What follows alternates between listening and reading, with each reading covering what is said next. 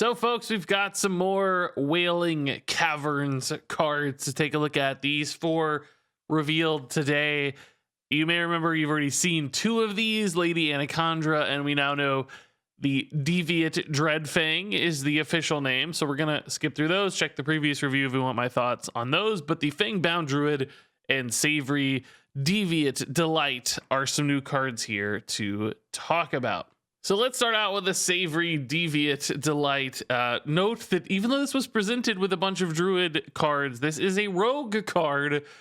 It's hard to tell just looking at that last graphic. So Rogue card. It's a 1-mana spell, and it transforms a minion in both players' hands into a pirate or stealth minion. And reference to a classic Warcraft item here where you would eat this food and you or character model would transform into a pirate or a ninja. Of course, ninja being a stealth minion in this case, since we don't have any ninjas as proper in Hearthstone. Finja maybe, but stealth here capturing that idea. And this serves basically as a 1-mana disruption spell. So you can use this to transform a minion in your opponent's hand into something else, which means if they have some really important combo piece like an Il'gynoth in an OTK deck, you use this 1-mana spell, you hope to snipe their Il'gynoth and break their combo, giving Rogue a pretty neat way to disrupt your opponent's things. And even if it's not an Il'gynoth or some really important OTK or their Ticketus or whatever it is, sometimes just messing with any random card in their hand, any just good legendary or good value piece, and giving them some garbage could still be worth it, because for this spell, it might just be a throwaway for you, just setting up some combo stuff. You may not have minions that are as important, just have some small throwaway minions you've generated in hand, turning those into something random might be fine for you. Stealth might be great for a deck that's a little bit more aggressive. Pirates are great with weapons. So the minions are more likely to benefit you than your opponent, and that means you're going to disrupt their hand and quality of their cards while maybe not disrupting yourself quite so much. Now, it's also noteworthy that you don't even necessarily have to run this card for it to be impactful, with things like Wandmaker being such an important card in the meta. This is a 1-mana spell. That means you can generate it pretty easily for Rogue, and man, that's going to ruin some games in some people's days. I don't know if that's necessarily something people are going to love. I feel like this card's going to get frustrating. There's a lot of hand disruption already with Mutanus now as well. So, man, your cards are not really going to be your cards, it seems, in the Wailing Caverns meta moving forward. That said, might still be a very good card and great option depending on the meta, and it's not like it's coming at a huge cost to run this one.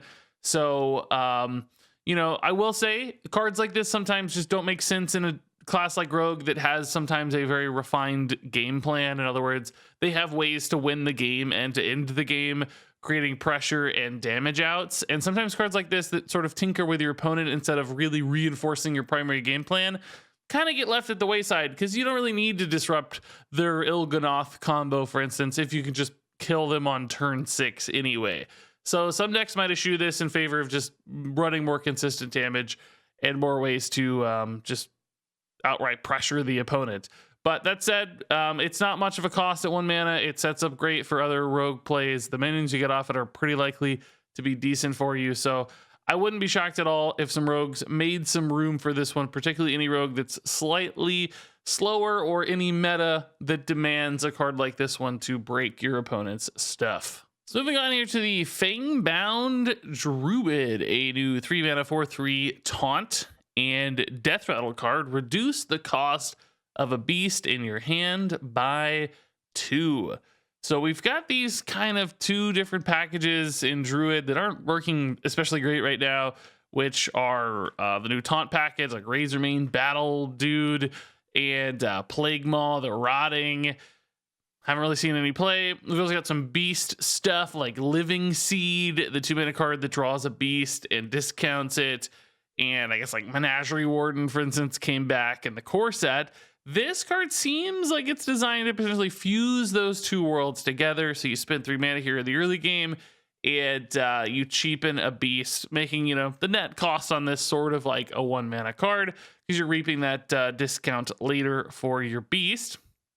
And in particular, this fits pretty nice on curve with that Living Seed on 2. You play that, you draw the beast consistently on 2. Then you have this on 3 to discount it an additional time because Living Seed's also going to discount it. So you might have yourself a pretty cheap beast. Of course, we just saw the here, hold up, where's that guy? We just saw the deviate dread fang here, which you could draw this and discount it. So there's some stuff there. You could also just get a big taunt beast. You've got some other great just beasts in there, like Twilight Runners are still such a high quality card. All these things start playing towards the fang bound druid, and we know cost discounts can be pretty problematic in Hearthstone's history, so that is something to keep in mind. All that said, this card feels a little fair. Sometimes cards in Hearthstone these days have to feel sort of broken. The stat line here is nothing to get excited about. It's, you know, offensively aligned instead of defensively aligned, which isn't necessarily bad if you want it to die, but your opponent's still not like feeling so much pressure that they kind of have to kill this. So getting it like consistently to play some exact, you know, turn 4 curve out of it or something is a little bit awkward. Living Seed's not that exciting to play on turn 2, so that like natural curve thing isn't great because you're sacrificing a lot of tempo, and the discount on that gets better and the reload on that gets better over the course of a game. So how often are you gonna have beasts in hand? If you do have beasts in hand, are you better off just running ramp to get to them as opposed to a card like this? A lot of questions I suddenly have to answer for the fang-bound druid, and I just don't know if this discount is enough. It's a little bit too narrow in that it only hits certain sorts of cards. You know, saving the mana is not necessarily that great if you're making a bad play in the meantime, and it feels like maybe ramp is just a better way to save more mana over the course of the game, because you're playing multiple big things in the future as opposed to just cheating out like one big thing. So this might have to rely on additional taunt synergy cards or death rattle synergy cards to really get it going. Maybe you want to play this with Razormane Battle Guard and Plague Maw and get multiples of these, but then that's another challenge because that seems like a deck that's not really working that well. So basically every time I try to find a line or a home for this card, I start running into roadblocks and challenges, and that's generally not a great sign. So fine if you just look at the numbers and you look at the effects, you're like, oh, okay, yeah. But when you start considering context a little bit more, when you consider archetype fit for this one a little bit more, it leaves more questions currently than answers for me. Fangbound Druid is a 2-star card. Savory Deviate Delight is a 3-star card.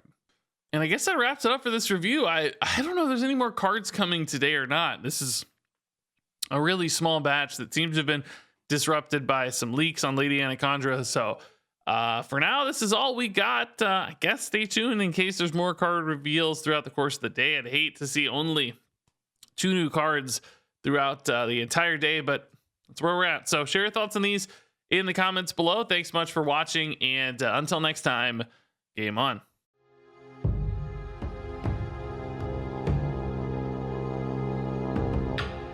Yeah.